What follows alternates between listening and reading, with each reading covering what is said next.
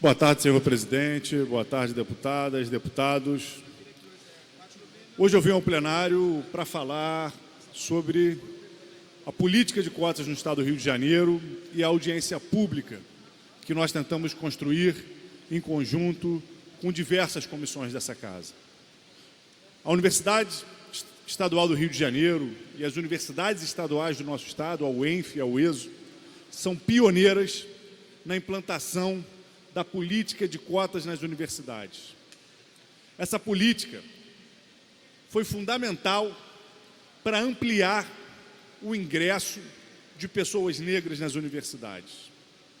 As universidades estaduais do Rio de Janeiro, em especial a UERJ, que já havia sido pioneira na implantação de seus cursos noturnos, ao tomarem essas medidas, contribuem não só para a democratização do acesso ao ensino superior do Estado do Rio de Janeiro, fazendo com que pessoas, estudantes, jovens, que se não fossem a política de cotas, mesmo tendo notas para serem aprovadas nas universidades, não conseguiam ingressar, passam a poder ingressar. Isso é democratizar o acesso ao ensino superior. Mas não é só isso que as cotas fazem. As cotas ajudam a combater o racismo, porque a nossa sociedade, o Brasil, um dos últimos países do mundo a abolir a escravidão, até hoje, um dos países que contam com menor mobilidade social, que nunca teve política de reparação e inclusão das pessoas negras para reparar os séculos de escravidão que atravessamos, até hoje tem no seu abismo social o corte racial como elemento central. É importante que tenhamos médicos negros, advogadas, assistentes sociais, enfermeiros, as diferentes profissões de ensino superior, engenheiros, engenheiras, para que a gente consiga combater o racismo no nosso cotidiano. Deputados, deputadas, como hoje a gente consegue ter cada vez mais nesse parlamento. Então a gente defende a política de cotas, o Parlamento do Estado do Rio de Janeiro entendeu a importância da política de cotas e no ano passado renovou por mais 10 anos essa política. Esse ano começou a tramitar nessa casa um projeto que visava desfigurar a política de cotas, excluindo o corte racial dessa política afirmativa. Por isso, a Comissão de Educação, a Comissão de Ciência e Tecnologia, a Comissão de Direitos Humanos, a Comissão de Combate à Discriminação e a Comissão Especial da Juventude convocaram uma audiência pública conjunta para discutir a política de cotas organizada lá na Universidade Estadual do Rio de Janeiro, lá na UERJ. Infelizmente, essa audiência pública não foi da maneira que esperávamos, porque desde o início, quando ia começar a audiência, 2 deputados dessa casa começaram a tentar fazer questionamentos e encaminhamentos para dificultar o desenrolar dessa audiência pública.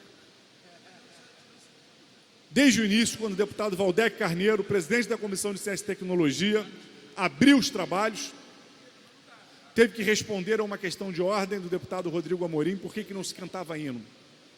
A gente sabe que podemos ou não cantar hinos em audiências públicas, embora não seja usual nem previsto no regimento, que isso é previsto para sessões solenes.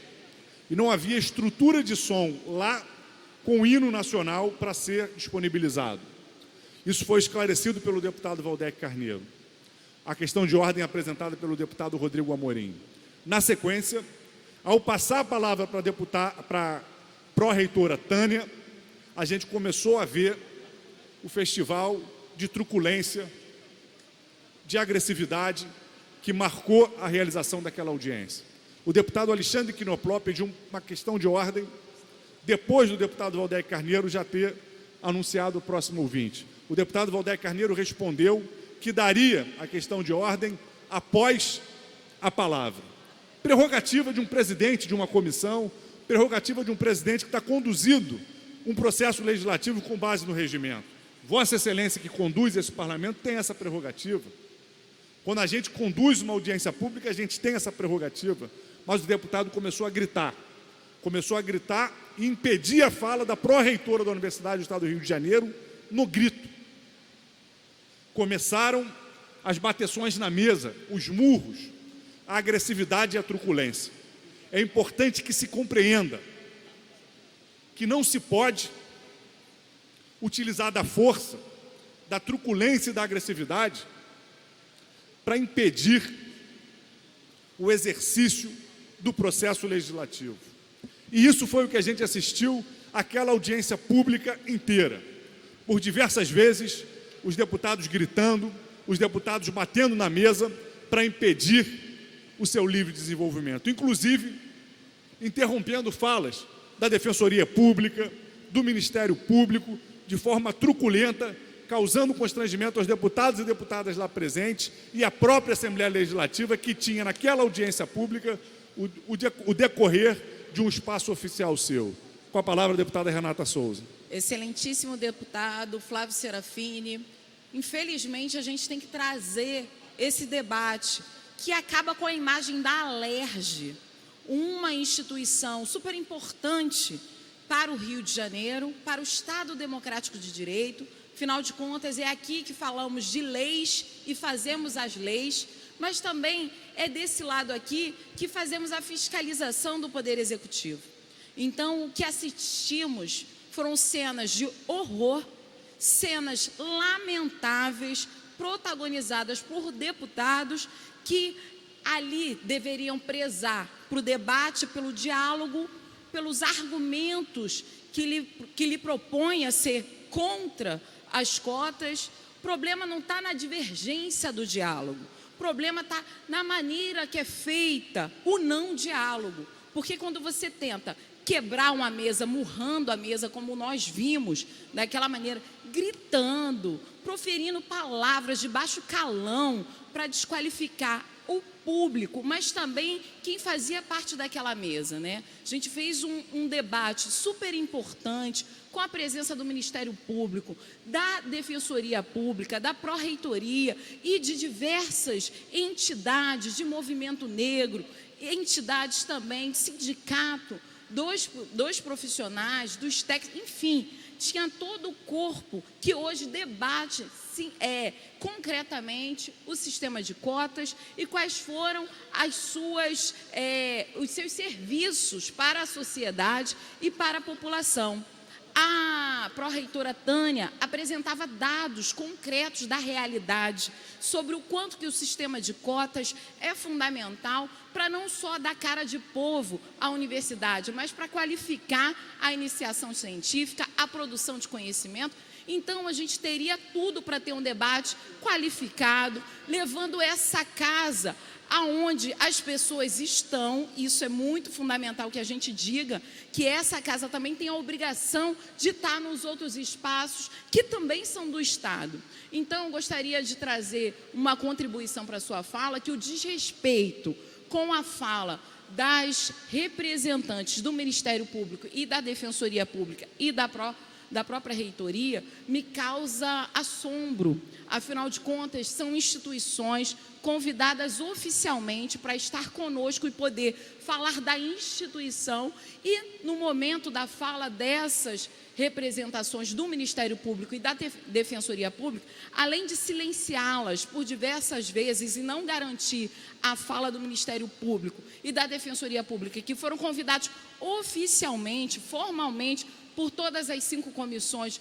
organizativas desse debate público, me causa uma estranheza também de qual é o papel do parlamento. O papel do parlamento não é deslegitimar, desautorizar o Ministério Público ou a Defensoria Pública ou mesmo a reitoria. É de dialogar, ainda que haja divergência de opinião. Então, deixar aqui registrado o quanto que o debate também ele vai para um lado que é muito racista e machista. Afinal de contas, as representações eram de mulheres. Então, essas mulheres foram silenciadas por esses deputados, lamentavelmente, numa cena de horrores, de machismo, de racismo, do quanto esse lugar do parlamento não precisa disso, senhor presidente. Deputada Renata Souza, e eu quero conversar com quem está aqui nos assistindo, que a divergência é legítima, a gente não tem dúvida da importância da política de cotas, que conseguiu derrotar todos os argumentos contrários.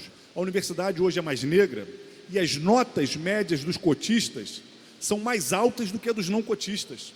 O índice de evasão de pessoas que saem da universidade entre os cotistas é menor do que o dos não cotistas.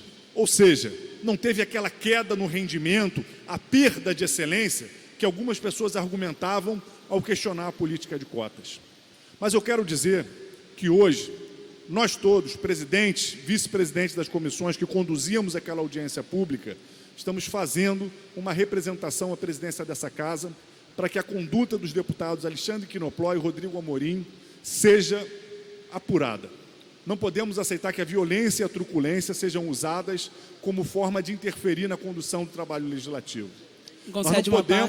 Nós não podemos e não vamos nos intimidar com grito, com bateção na mesa, com agressividade. No final daquela audiência, vídeos que hoje circulam na internet mostram, o deputado Alexandre Quinopló desferiu um soco no rosto de um jovem que estava lá presente naquela audiência pública. Seguranças armados que acompanhavam os deputados chegaram a manusear as armas, colocar as mãos nas armas no meio daquela situação. A gente tinha orientado os deputados, junto com a segurança da UERJ, para que nenhum deputado saísse pelo meio do tumulto, para que fossem usadas portas laterais. Infelizmente, eles mesmo sabendo do tensionamento que ali ocorria e acompanhados de seguranças armados, preferiram passar pelo meio, provocando, fazendo gestos, senhor presidente, o tempo, por favor. Coraçãozinho, provocações para aquela população que tinha divergência com eles e que estava incomodada depois de ter sido chamado de palhaço por eles. Deputada Dani Monteiro. Só para registrar aqui, senhor presidente, muito o tempo, rapidamente, senhor presidente. Olha só, mais uma vez, deputado quer cortar a fala. Mais uma vez, deputado não respeita o regimento. Mais uma vez, Vossa Excelência não respeita o regimento. Olha só, olha a turbulenta. Tem presidente, esse deputado truculento faz isso permanentemente. Três deputados acabaram de falar, ocuparam o mesmo tempo que eu, e o deputado não fez isso, porque é truculento. Não vou sair se o deputado não me deixar concluir, não pode estar pela ordem no meio da minha fala. Senhor presidente, não pode fazer isso, não pode fazer isso, presidente. Corta o microfone, eu estou tentando concluir, ele não está permitindo.